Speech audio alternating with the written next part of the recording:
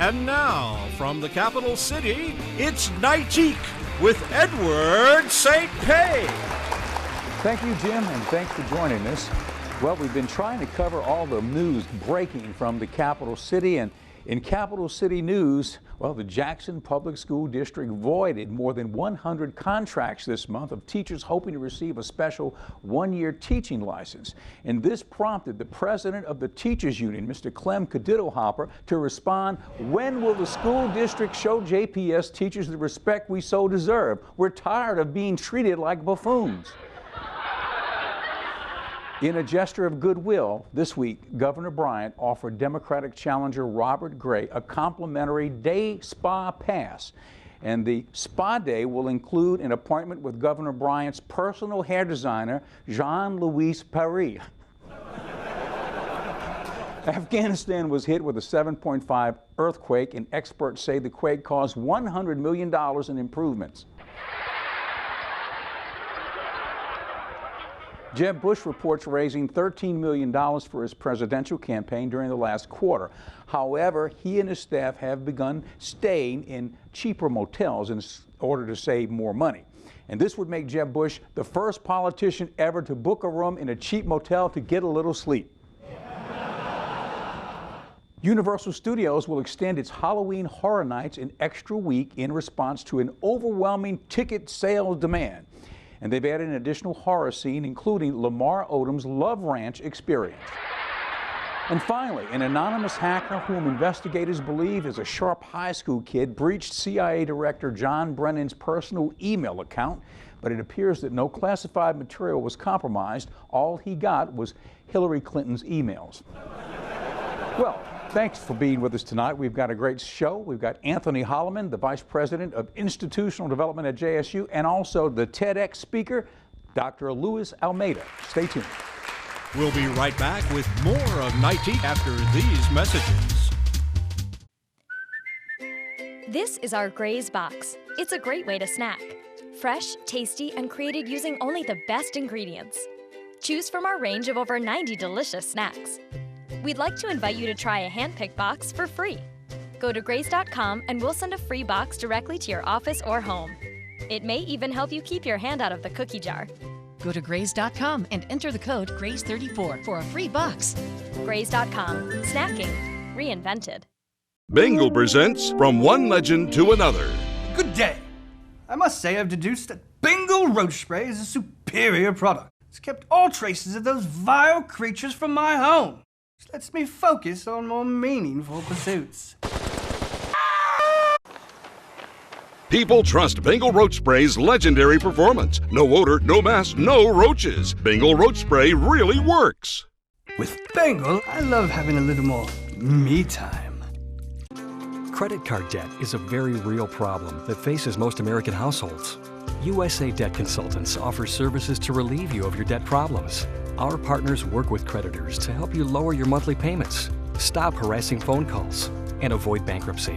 Give us a call today to learn how to take control of your debt and financial future. This is important news for people who have suffered serious infections after hip or knee replacement surgeries or open heart surgery. Your infection may be the result of a device used in the operating room. If you suffered an infection that led to hospitalization or surgery after your hip or knee replacement or after open heart surgery, call the law offices of Davis & Crump at the number below right now to find out if you are eligible for a cash award and medical expenses. Our first consultation is free, and we don't get paid unless you get paid. Call now. Ingalls Shipbuilding has pioneered the development and production of technologically advanced, highly capable warships for the U.S. Navy, Coast Guard, and Marine Corps for more than 75 years. Ingalls is Mississippi's largest manufacturing employer. And today, Ingalls has an immediate need for more than 200 electricians at our Pascagoula, Mississippi site. Apply today at www.buildyourcareer.com or call 888-935-1507. And now back to more Nightique. Well, I'd like to introduce the Vice President of Jackson State Institutional Development, and that's Anthony Holloman. Thank you, Anthony, for being with us. It's been a pleasure talking to you before the show and for the last few months since you've been here. Tell us now, what is it that you do at Institutional Advancement? Well, I'm responsible for all the private giving that comes into the university, external relations, which includes communications, the Welcome Center, community-based development, and the Development Foundation. And so what I like to tell people, I ask for money. And that's a big job, I mean, because it's a big university. You know, lots of things going on right now. You know, it's an awesome opportunity. Jackson State is positioned to move to the highest heights, and so much of it will be dependent upon the resources that we're able to develop. Presently, Jackson State has a $15 million endowment, which is very small for an institution that's 138 years old. So it's my responsibility to bring in dollars that allow us to grow our endowment, but also to have disposable dollars that the president can use to meet unforeseen challenges. It seems like, to me, the Jackson State is undergoing a renaissance since President Myers has been here. So many things have popped up that are just great and very innovative. Well, you know, one of the things that is mind-boggling when you think about higher education, most schools' enrollment are down over the last 3 or 4 years. Our enrollment is up by 10%, which is the highest of all IHL public institutions, so we're very proud of that. This past year, we had 44% of our freshman class come in the STEM disciplines, so we're very excited that our young people are identifying emerging fields for courses of study. We also have a new program in public health, the first in the state and the first at a HBCU. As we were going on, you mentioned that C-SPAN was traveling, the network C-SPAN, National Cable Network, traveling to Jackson State, and they'll be broadcasting live during Election Day, right? You know, that's one of the interesting things that C-SPAN sought us out. They wanted to come to our campus, and they'll be here on November 3rd at 11 a.m., 11 to 1, broadcasting live. And so our Institute of Government, our political science students will be the focus, but we encourage everyone to come out. They will be at the corner of Lynch at the Humanities Building behind the Circle of Humanity. The Circle of Humanity, you mentioned that. That's something new at Jackson State. Tell us about that. Well, the Circle of Humanity is a representation of all the places our students come from. So it's flags from 60 different countries. There'll be a water globe that will stay lit. And the idea came from our international students as a way to show that there's unity. Our young people are very creative in their thought processes, and we're excited to be a place that's inclusive. Jackson State has never turned down anyone who wanted to attend and get an education, and we think the Circle of Humanity speaks volumes for the kind of institution that we are. There are a lot of international students on the campus right now. Absolutely. With the students coming from all over the globe, we consider ourselves a global institution, and we want to prepare our students to meet the challenges of the workforce moving forward. And we know it's a diverse place. Jackson State, as a public institution, has always been a point of access, and we believe that's very important. This year we're at our highest enrollment ever, 9,800 students, and growing. Why has Jackson State always been a magnet for international students here in the South? Can you explain that? You know, I think one of the things that when you look at the diverse course offerings that we have something for everyone. We have a diverse faculty, and I think that really makes it easy for students who come from different places to feel like they're welcome and they fit in. We have graduate programs in business that are accredited, as well as in the engineering programs, big data in particular. Tell us about your background. You are here at this institution, and you've been involved in academia or in other university settings. Tell us about it. Well, Edward, I've been in higher education 16 years. The past 6 years I've served as vice president between South Carolina State University and Stillman College before being given the opportunity to join the staff at Jackson State July 1. I started out in development at my alma mater, Johnson C. Smith, and it was a great opportunity where I had a chance to interact with lots of different kinds of people, gain an appreciation for why supporting higher education is important. And so I've had a chance over my career to do every job within institutional advancement. So it's given me a good foundation for the work that we need to do here. And in between, Edward, I was athletic director at Tuskegee University, so have had a chance to do lots of different things over the course of my career at 7 different HBCUs.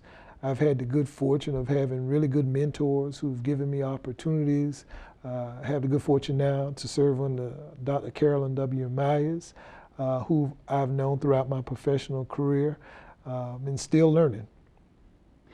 Tell us about your athletic career, because this had to go back to something. Well, Edward, I played football in college and ran track, and in 1988 I was a Black College All-American as a punt returner. Had a pretty good career, but what it did was provide me an opportunity to get an education and a platform for what's happened in my career today. And so I always try to get to know the coaches and the members of the athletic department and the student athletes, because I believe that they are a barometer for the campus. You know, when you have successful athletic teams and very competitive people, that gives you an opportunity for your school pride to show. I always like to encourage young people to know that they are students first, because every person that comes to play ball has a chip on their shoulder, and they see professional careers, but most time it's going to be in something other than athletics. So I always encourage them to be students first. What does being an athlete on the college level, being an All-American, what does that infuse a young person with that they can use going forward? I mean, from your example, did it give you a winning edge, do you feel? You know, one of the things that I think sports do, whether your team is a winning team or not, it provides you the self-discipline, because I think there are a couple of different kinds of motivation. Some people do really well when somebody else is providing the discipline, but most student athletes have to have self-discipline, because you have to get up, you have to work out, you have to then get your schoolwork so you can stay eligible, and then you want to compete and do as well as you can. And so I think that's one of the things that sports does for young people. For me in particular, it gave me the will and the want to always want to be my best at everything that I do. And so within my profession now, I'm competing every day to try to raise more money than ever been raised at Jackson State before. It gives you a winning outlook, I guess, right? Absolutely. I think so, right? If folks around the state who are watching the program in Jackson and in other markets want to reach out and be in contact with you and your department, how should they do that? Well, one of the unique things, Elwood, is anytime individuals want to give, they have a chance to go to our website, www.jsums.edu. And then there's an icon, Give, which will allow you to be able to give to anything you're interested in giving to, because one of the things we want to do is make giving as easy as possible. We want you to have the ability to restrict your gift if you want to the area of greatest need. Also, we have a very new initiative, a 10 for 10 campaign. One of the things that I wanted to do when I got to Jackson State is to engage more of our alums and friends. We have 45,000 plus people that we can mail to, but presently we only have 3,000 people that are given to the university. And so those numbers are relatively and painfully low. So I wanted to find a way that was inclusive. And so our 10 for 10 campaign allows an individual to start out at as low as $10, and we're asking them that they make the gift recurring, and they can make this gift by credit card, they can make it by check or cash. And you can make that gift by going to our website as well. And so the 10 for 10 is one of our newest initiatives, and we've seen lots of success since the kickoff. Well, good luck with everything. It's been a pleasure having you on the show. We want you to come back whenever you have some things to talk about. Well, Edward, I want to say thank you for having me, but I also want to thank you for your generous donation of a collection, a movie collection to the campus. You know, we want to be able to expose our young people, and gifts like yours will make a difference. Thank you, Anthony. I appreciate it, and we'll be rooting for you, and I know you're going to just bring things to new heights. Absolutely. Thank you. All right. Take care. Yep. We'll be back after this. We'll be right back with more of Nightique after these messages. Ingalls Shipbuilding has pioneered the development and production of technologically advanced, highly capable warships for the U.S. Navy, Coast Guard, and Marine Corps for more than 75 years. Ingalls is Mississippi's largest manufacturing employer, and today Ingalls has an immediate need for more than 200 electricians at our Pascagoula, Mississippi site. Apply today at www.buildyourcareer.com or call 888-935-1507. This is our Graze Box. It's a great way to snack. Fresh, tasty, and created using only the best ingredients. Choose from our range of over 90 delicious snacks. We'd like to invite you to try a hand-picked box for free. Go to graze.com and we'll send a free box directly to your office or home. It may even help you keep your hand out of the cookie jar. Go to Graze.com and enter the code GRAZE34 for a free box. Graze.com. Snacking. Reinvented. When you are looking to further your education, there's only one university that towers above the rest, Jackson State University. Jackson State University is one of the leading universities in research, technology, and innovation, graduating more than 1,300 students annually and a consistent growth in revenue. Jackson State University is ranked #1 amongst the HBCUs in research and development. Make the right choice, the one choice. One Jackson State University, changing lives one student at a time. And now back to more Nightique.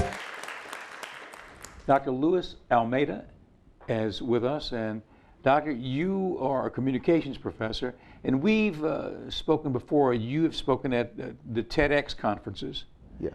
And last time you were here, we talked about the Escape the Machine movement. Yep. And tell us a little bit about that, and then we're going to get into some specifics. Yeah, sure. The Escape the Machine movement, as we spoke about, it's a movement in its infancy. So it is a call to action for folks to use computer technology reasonably, in moderation. That's really what it is. It's not the call for folks to not use technology or anything like this. It's just that we actually think a little bit about the consequences of overuse of technology. And that's really all it is. Well, Dr. Almeida, are we seeing vestiges of overuse now? Oh, there is no question about it. As we go to different campuses in the United States and we're seeing more students keep walking and texting, right? We have, every so often when I come home, here from Jackson, I live in Ridgeland, which is really not that far away, right? And I'm driving and I see folks on a car texting. So I'm seeing the phase of our society moving to what I like to call from the process of transformation into becoming a machine to the human-robot syndrome, where the behaviors of the machine are becoming so ingrained in us that now we're seeing those behaviors really all over the place. And the thing is that as a college professor, what happened is that in my classroom, and I have seen this, and folks who are in higher education can attest this, that very often the students are indeed on a cell phone in class and they try to go to Facebook. So then now our jobs become a little more complicated to do, because not only we have to plan for the class, right, but we also have to plan for some of the disruptions that happens because of technology. And that is the side that often folks don't like to talk about. I mean, I love technology. We use content management systems. I like to produce games for the classroom and stuff like tutorials, stuff like that. But what happens when we actually produce a piece of technology, right, for instruction in a classroom, and then folks are more interested in going to social media and produce a tweet? So what does actually happen to higher education? I think those are some of the things that we have to talk about. And in fact, Ed, next week I'll be going to AACT, which is a conference, is a national conference, in fact international, because there are folks coming from all over the world, where I'm going to be a member of a panel that is going to think about ways to redesign education in the 21st century with realistic goals. So we're going to talk about that. And you know my position, we're going to say, well, technology is wonderful, but whenever we use technology moderation, it's going to be even better. There's been some talk about the idea of computer to student learning and removing the teacher from the middle. Yep. What about that? I don't know about that, Ed, because the issue that we can run out of this is because, for a number of reasons. Number one, anybody who has done work in higher education I would make an argument that would agree with me on this, that whenever we take the instructor, right, out of the equation, actually what happens is that you're taking a problem solver out of the classroom.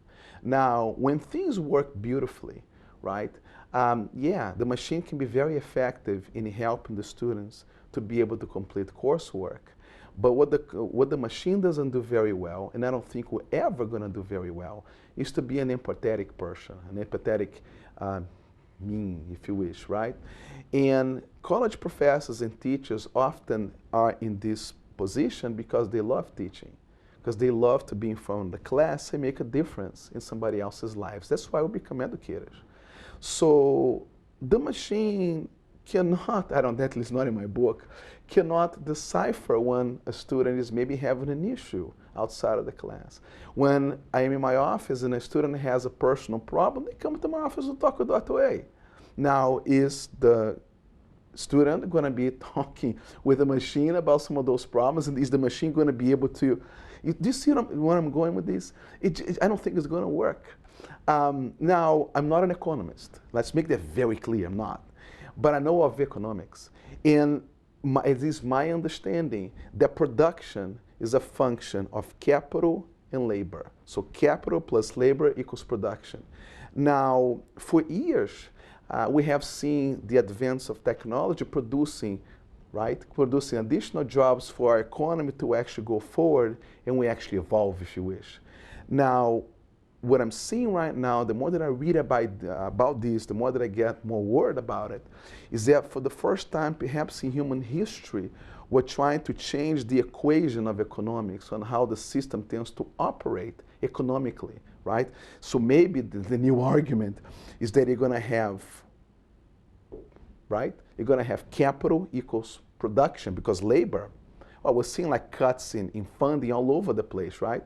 There's a big company that just cut like 35,000 jobs just to make the company a little linear. Look, I understand, right? We're trying to make things work maybe with less resources. I get it, human resources. But the problem is that it goes against economic theory. I'm not remembering the name of the Harvard professor that has talked about this. He's also an economist. That says exactly this. Maybe for the first time in our history, we're going to see a decline in progress because of technology. Well, we talked about this a little bit before we went on the air. The capacity of the computer is doubling very quickly every year, whatever, whereas the capacity for man's assimilation of knowledge is not doubling every year. So we're reaching a point where things are a little uneven, right? That's exactly right. So that's precisely what's going to happen. And this is why Stephen Hawking and the big guns, right? They talk about that, well, technology is going to come to a point that the machine is going to suppress us. And it's already happening. I mean, let me ask you a question. Are you getting stronger by the year? No. I'm not getting stronger either, because human beings over time, right, as we get a little older, what happens is that we tend to get, white hairs is starting to come, right, to get a little more tired. It takes a little longer for us to get, the machine is exactly the opposite. So every year we have new chips, right? Every 2 years, the capacity of the computer is doubling. So how can we possibly compete?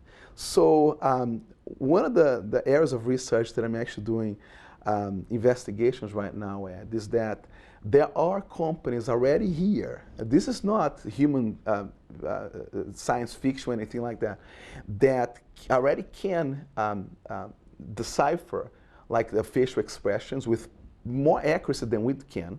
There are companies that can indeed produce creative content, meaning writing, without us. There is company, I think it's called Lex Maxima, if I'm not correct, if I'm right about this, that can actually do work with folks like in the law, in the area of law, to try to predict success in a courtroom.